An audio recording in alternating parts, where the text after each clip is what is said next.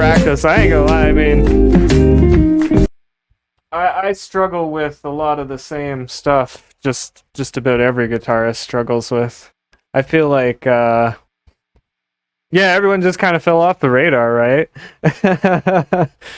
But yeah, no, I feel like everyone struggles. I mean, all the way up to like the high class, unless you're like Guthrie, you know what I mean? You're always struggling, you're always trying to perfect something, you're trying to get better at something. That's just the nature of guitarists or musicians in general, you know what I mean? I guess creative types, we can very much do that to ourselves. But yeah, I mean, I just play a lot of scales. I play them fast. It's all a bunch of repetitive shit just in different keys, I ain't gonna lie, as impressive as it looks. I think the real nuance to guitar playing is, I guess it's the holy grail, is playing along with the chord progression. That's when you can really tell a guitarist is like in the zone. Yeah, I mean, you just gotta keep doing it, right? Like, I sounded like ass for years. I still sound like ass sometimes. It's just the nature of it, right? You can't always be at your peak performance level, if you will.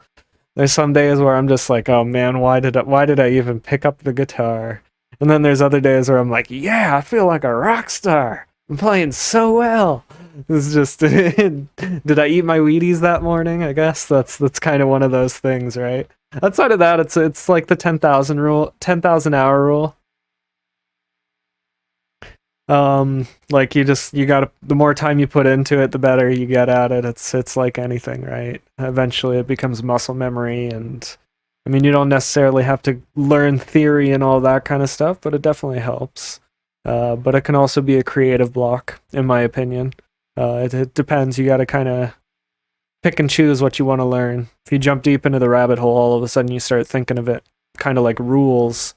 It can be really big creative block, because you're like, well, no, I can't choose this chord because it's too far off of the tonal center of the song, and da da da da da. It's like, but in reality, like, you wouldn't have had the Kurt Cobains and, like, you know what I mean, all these other kind of great genre changing music without the, like, they never gave a shit about fucking chord progressions and all that kind of stuff. But yeah, if it sounds good, it sounds good, right? Hell yeah, there you go. It's all about starting from somewhere. And setting goals too. I think having goals in your journey through guitar or music, if you will, is a big thing. I know for years I spent time trying to perfect pinches, like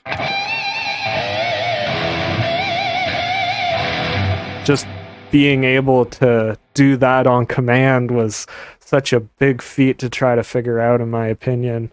I struggled so hard on it. When it came to doing fast runs, I think the big thing that helped me was from swapping to like just to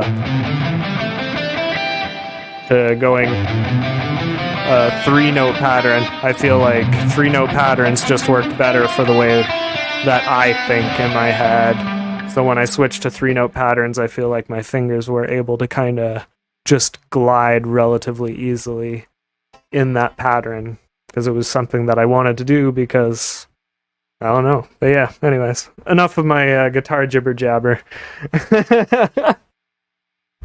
Thanks for coming to my TED Talk.